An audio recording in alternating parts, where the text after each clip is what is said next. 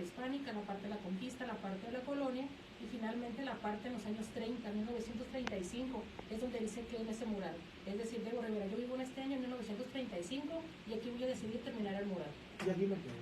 Y aquí voy. Y es parte, obviamente, de esos grandes artistas, ¿no?, mexicanos, que van retratando la historia a través de sus murales, como a través de la conquista, de la colonia, independencia, el siglo XIX, revolución por revolución, lo plasman de una manera, la verdad, ingeniosa sobre esta historia mexicana a través de un mural.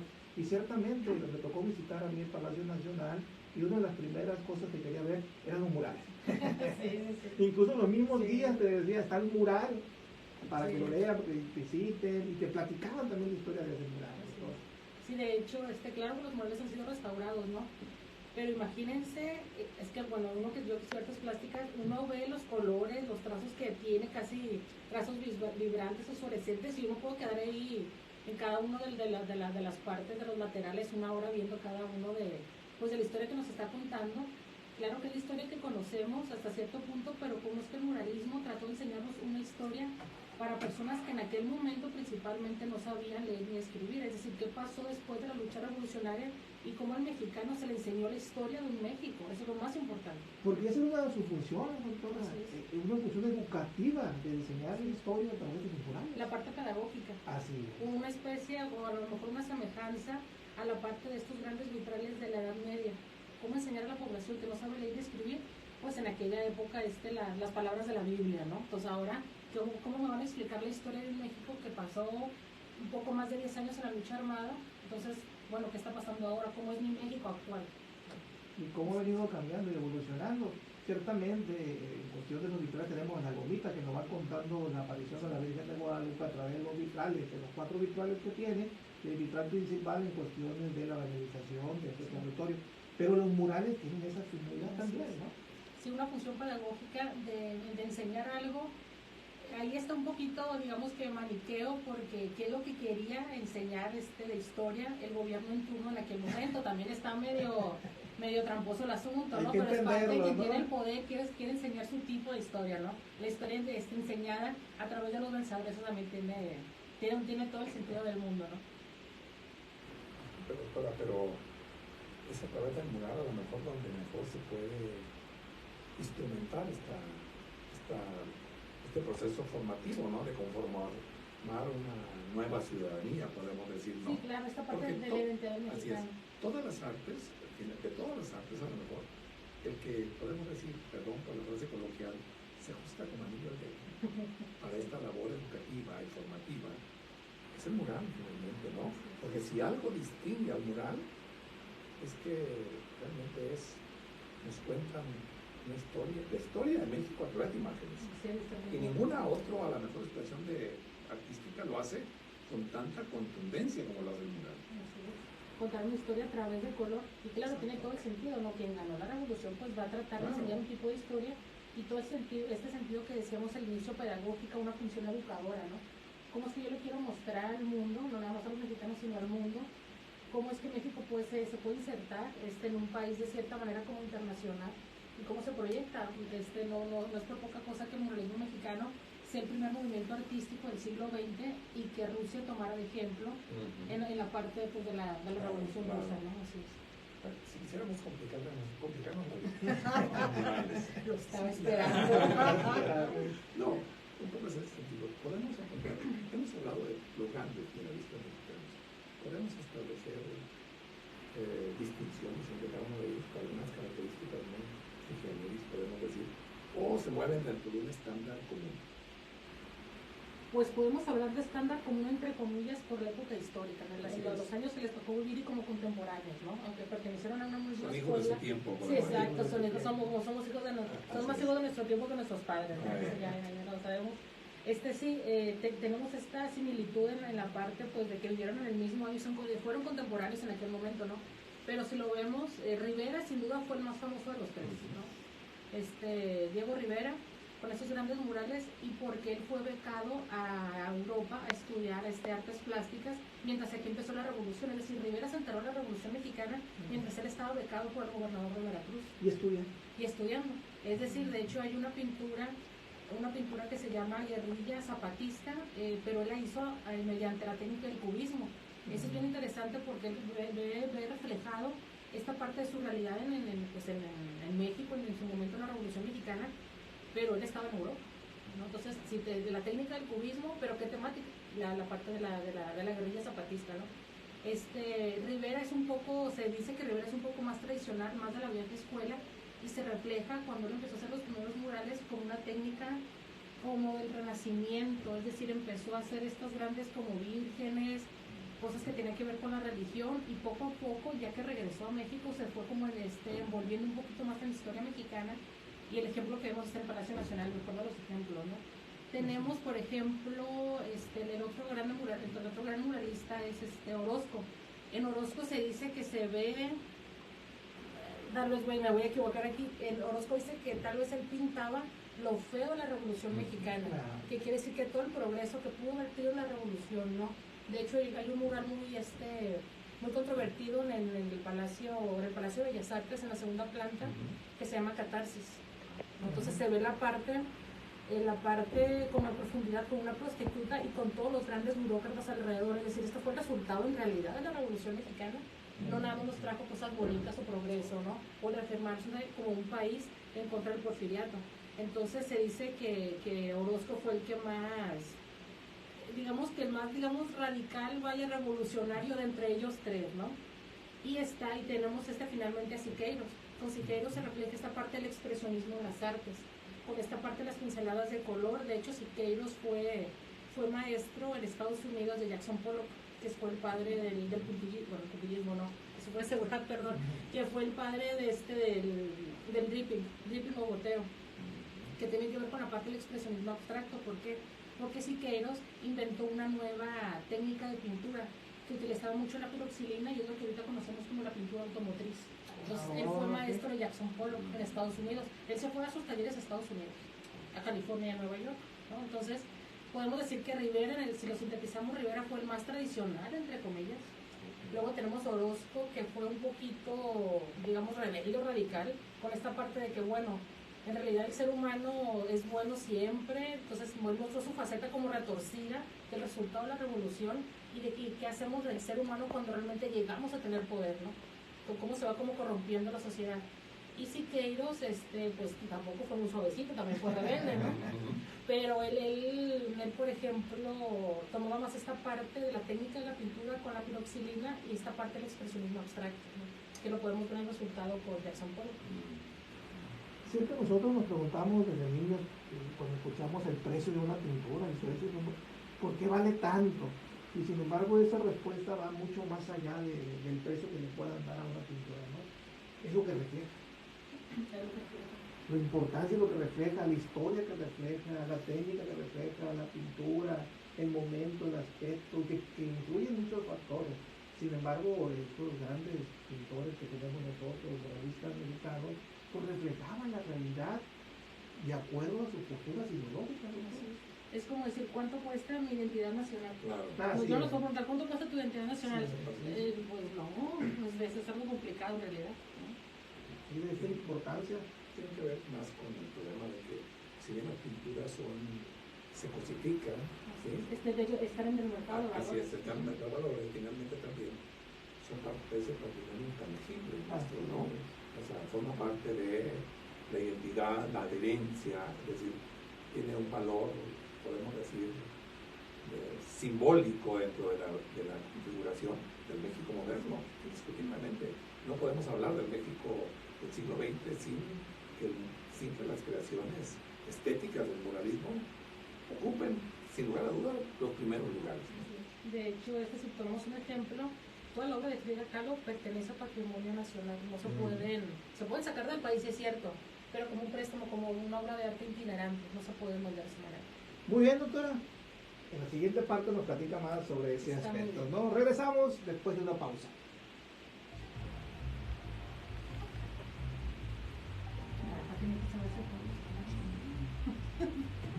Estás escuchando Gargoas a través de las frecuencias de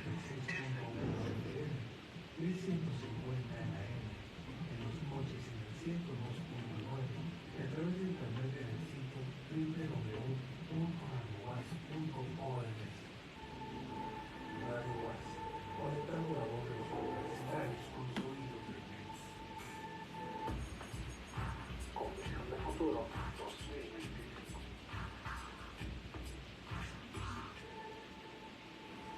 Atención a todos los aspirantes a ingresar a la Universidad Autónoma de Sinaloa.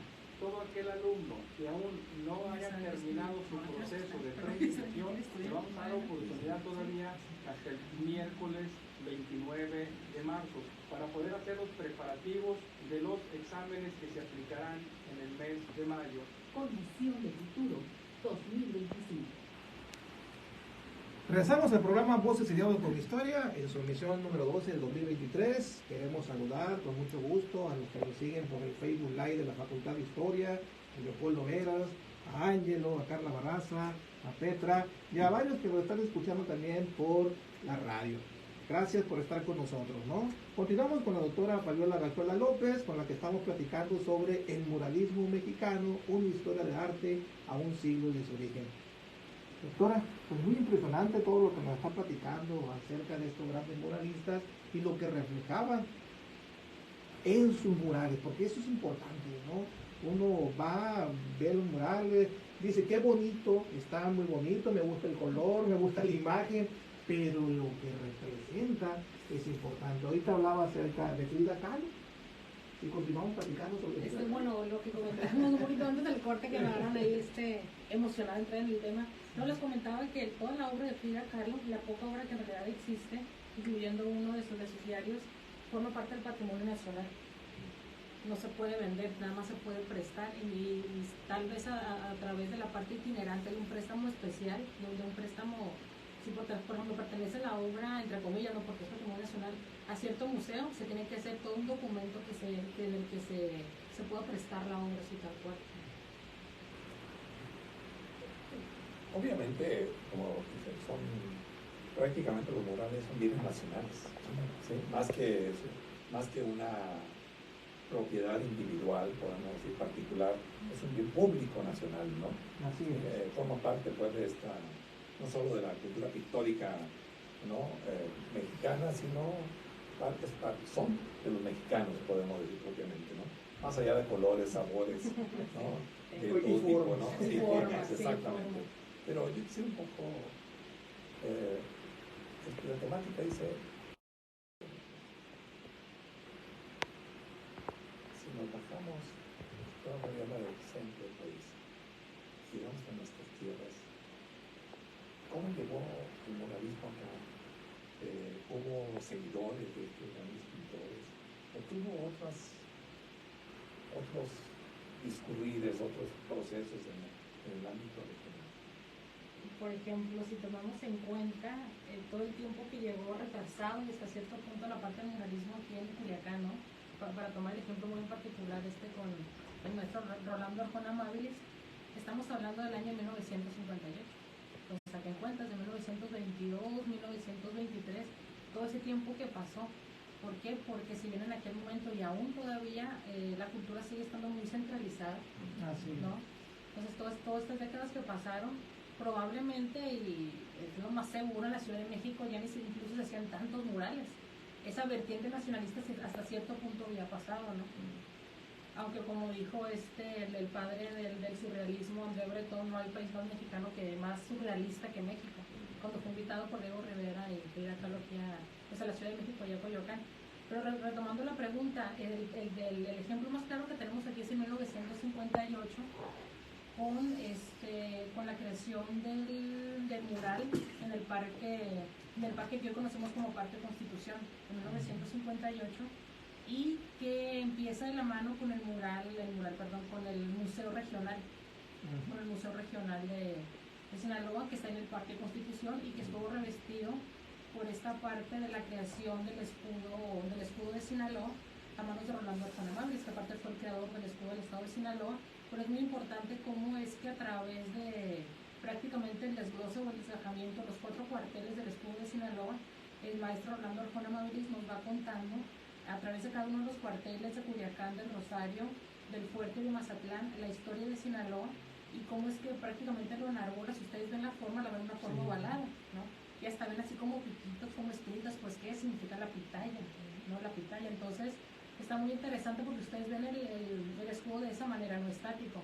Pero cuando ustedes ven el mural, pareciera que es un mural y ese mosaico veneciano por el clima, sobre todo aquí también de Sinaloa, ustedes ven el mural y cómo se ve como en tercera dimensión, y cómo ustedes ven la primera parte del mural y dan la vuelta por el exterior, dan la vuelta al museo, y prácticamente a través de imágenes va contando la historia de cada uno de estos principales municipios, ¿no? Incluso se ven las pisadas que hacen alusión a la parte prehispánica, y cómo va empezando toda esa parte casi hasta la actualidad, que es la parte de México ya liberado del yugo español o después de la colonia. Y acá también entonces en Sinaloa, el mural de nuevo tiene una función cívica educativa, generar la identidad sinaloense, ¿no? Como tal. Por esto que planteamos. De México, pero también, es decir, termina la revolución, pareciera que en el noreste somos más revoltosos que en el centro, entonces bueno, cómo poner orden, pero no un orden armado. Esto me hace muy interesante porque es como poner un orden visual, un orden cultural a las ideas, de que va de nueva cuenta a través de imágenes cómo me están enseñando a qué lugar es el que pertenezco y cómo yo me siento identificado. Yo les pregunto a veces a mis alumnos en clase, vean el escudo, levanten la mano por favor todos los que hayan probado la pitaya. Pruébenla, es buenísimo. Entonces, incluso como, es que a mí se me hace muy interesante, y no por ser sinaloenses, a mí se me hace muy bonito el escudo, cómo es que él a través de la fruta, la parte de la vegetación, nos va integrando en este discurso visual para decir, no, sí. Tiene más de 35, 36 símbolos. Así es. Y podemos hacer un análisis de panorama iconológico, iconográfico, solamente del escudo, ¿no? Sin hablar del mural que está ahí revistiendo el Museo Regional. Y que te cuenta parte precisamente de su historia sinaloense. Sí.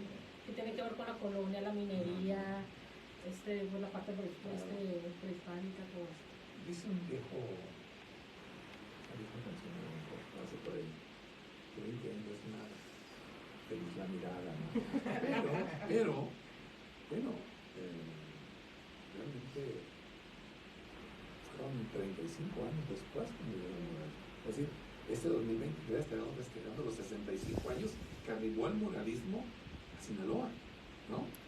Son 35 años de fase que demuestran efectivamente esta idea de que el arte no estuvo desligado de los grandes procesos económicos, políticos, sociales que caracterizaron la vida nacional. Un exacerbado centralismo que a lo mejor limitó o pausó la integración plena de México en todos los órdenes de la vida nacional, ¿no?